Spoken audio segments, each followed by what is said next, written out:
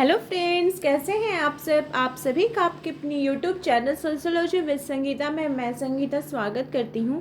और इस चैनल के माध्यम से आप लोगों को सोशियोलॉजी के एग्जाम के रिलेटेड टॉपिक को कवर करवाए जाते हैं। और अभी हम लोग का जो टॉपिक चल रहा है, इसमें हम लोग राजस्थान यूजीसी नेट और यूपी पीजीटी के सिलेबस को अल्टरनेट दे करके कवर कर रहे हैं। तो आज की क्लास में हम लोग देखेंगे कृषक समाज यानी पीजन सोसाइटी के संदर्भ में।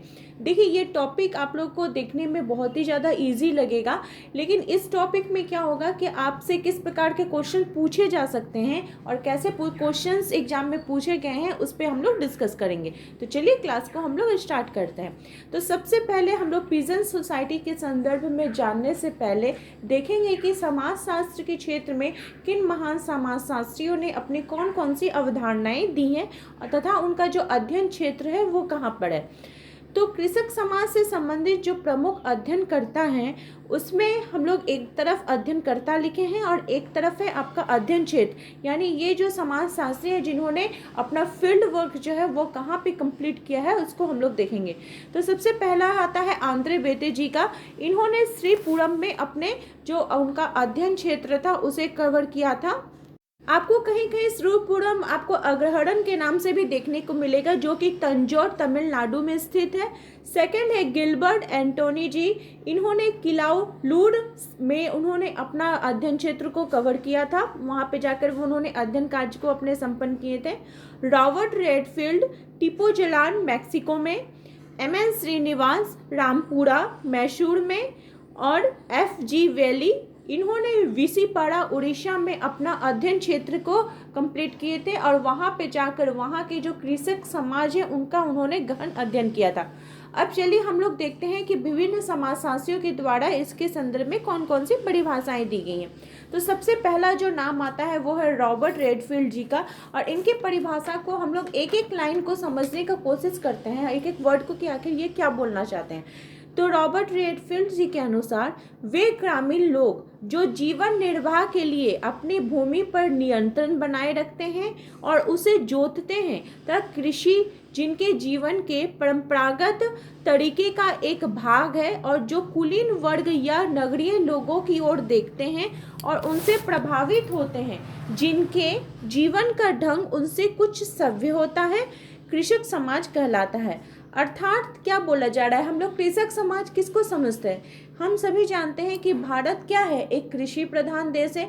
इसमें 75% जो जनसंख्या है वो कृषि क्षेत्र में निवास करती है। तो कृषि क्षेत्र में निवास करते हुए उनका मुख्य पेशा क्या होता है कि उनके पास अपना जमीन होता है या फिर जमीन पे वो दूसरे के अधीन कार्य करते हैं, हल जोतते हैं, कृषि अनाज लगाते हैं।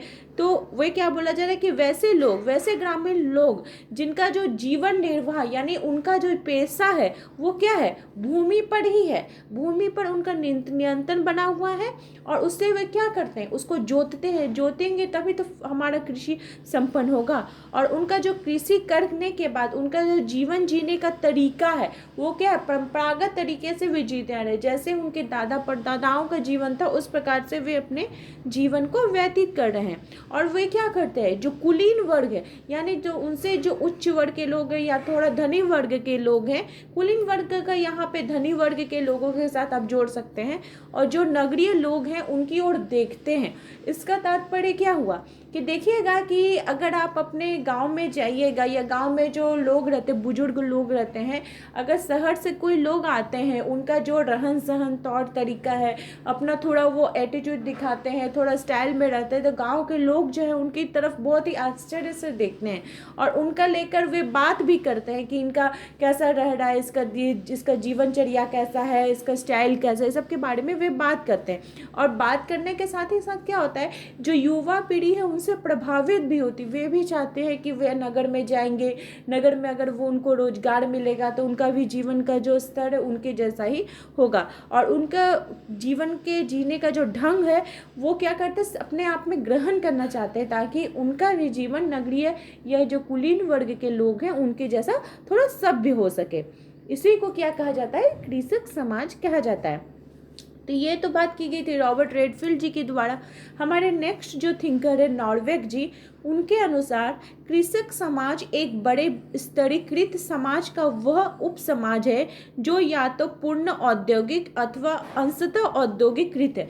क्या बोला जा रहा है कि जो कृषक समाज है वो स्तरीकरण का बात कर रहा है। स्तरी समाज के अंतर्गत जो स्तरीकरण है उसको एक उप समाज के रूप देख सकते हैं, जो कि क्या बोल रहा है, या तो वो पूर्ण औद्योगिकृत होगा या फिर कुछ भाग उसके और अंशतः कुछ भाग जो होंगे वो औद्योगिकृत होंगे।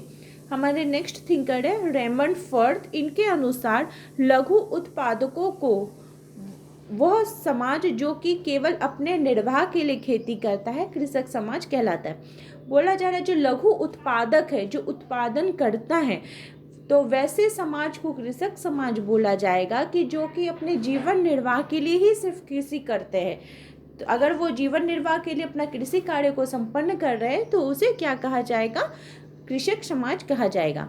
तो जब हम लोग उपरोक्त जितने भी परिभाषाएं सभी परिभाषाओं को देखते हैं और रॉबर्ट रेडफील्ड जी की परिभाषाओं को देखते हैं तो हम इसका अंतर स्पष्ट कर पाते हैं, इसी अवधारणा पे पहुंचते हैं कि जो ये परिभाषा ये दो महत्वपूर्ण बातों की तरफ हमें ध्यान देती है।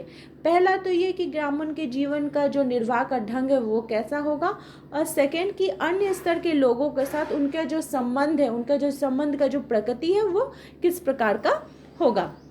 रेडफील्ड जी के विचारों से स्पष्ट हो जाता है जो कृषक समाज है, जो पीजेंट सोसाइटी है, इसके अंतर्गत केवल वही छोटे छोटे उत्पादनकर्ता शामिल होते हैं जो कि अपनी आजीविका के लिए, अपने रोजगार के लिए उत्पादन कार्य को संपन्न करते हैं।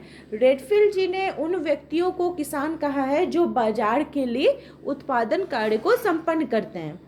इसी के संदर्भ में जो विभिन्न समाजशास्त्री हैं जैसे एंड्रे वेटे जी, इन्होंने कृषक समाज की 3 महत्वपूर्ण विशेषताएं बताई हैं। हम लोग तो पहले परिभाषा को देखें, अब हम लोग विशेषता को देखते हैं। तो उन्होंने क्या विशेषता बताई है, भूमि से जुड़ाव। जो किसान लोग हैं उनका किन से जुड़ाव होता है, भूमि से जुड़ाव होता है, उनकी स्थिति निम्न स्थिति होती है और वो मजदूरों के वर्ग के अंतर्गत आते हैं।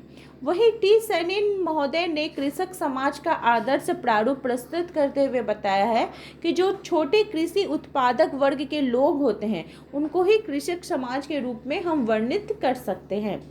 जॉर्ज फॉस्टर ने कृषक समाज को अर्ध समाज कहा है। तो यहाँ पे देखिए आपको कैसा क्वेश्चन आएगा, पूछा जाएगा कि अर्ध समाज किनके द्वारा बोला गया है, तो जॉर्ज फॉस्टर जी के द्वारा बोला गया है। डैनियल थर्नर ने कृषक समाज के 3 भागों में बांटा है, मालिक, किसान और मजदूर। आपको विशेषता पूछेगा, 3-4 विशेषता दिया रहेगा, उसमें से एक गलत विशेषता रहेगा तो उसको आपको चूज करने के लिए रहेगा।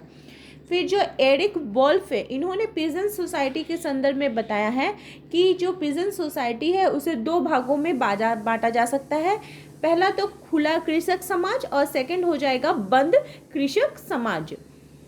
फिर हमारे नेक्स्ट थिंकर है थियोडोर टॉनिस। इनकी पुस्तक के बारे में आपसे पूछ सकता है। इनकी पुस्तक का नाम था पीजेंट एंड पीजेंट सोसाइटी, जो कि 1971 में इन्होंने इस पुस्तक की रचना की थी। इसके अंतर्गत वो पीजेंट सोसाइटी की विशेषताओं को बताते हुए बताते हैं कि जो कृषक परिवार है उनका जो खेत है वो बहुआयामी सामाजिक संगठन के मौलिक इकाई के रूप में है और उनकी जो भूमि पर जो कृषि कार्य वे करते हैं, अपना जीवन निर्वाह करते हैं, उसके मुख्य साधन के रूप में वो इसे यूज़ करते हैं। और जो छोटे छोटे समुदायों के जो जीवन यापन का तरीका है उससे जो विशिष्ट पारंपरिक संस्कृति होती है उससे वह रिलेटेड इसको देखते हैं। साथ ही साथ उन्होंने अपनी पुस्तक में बताया है जो बाहरी लोग होते हैं उनके द्वारा क्या होता है, कृषि पर बहुत ही ज़्यादा प्रभुत्व देखने को मिलता है। तो देखिए यहाँ पे आपको 2 बुक देखने को मिला है, एक तो Theodore टॉनिस peasant and peasant society 1971 और ए रॉबर्ट रेडफील्ड जी की जो बुक है टिपोजलार ए मैक्सिकन विलेज 1930 में इसमें उनकी रचना की थी। वहाँ पे वो जो एग्रियन सोसाइटी है कृषक समाज के संदर्भ में वे बात करते हैं। तो आई होप आप लोगों को आज की सीरीज़, आज की क्लास अच्छी लगी होगी। इसी प्रकार से मेरे चैनल के साथ बने रहिए। आप सभी का धन्यवाद।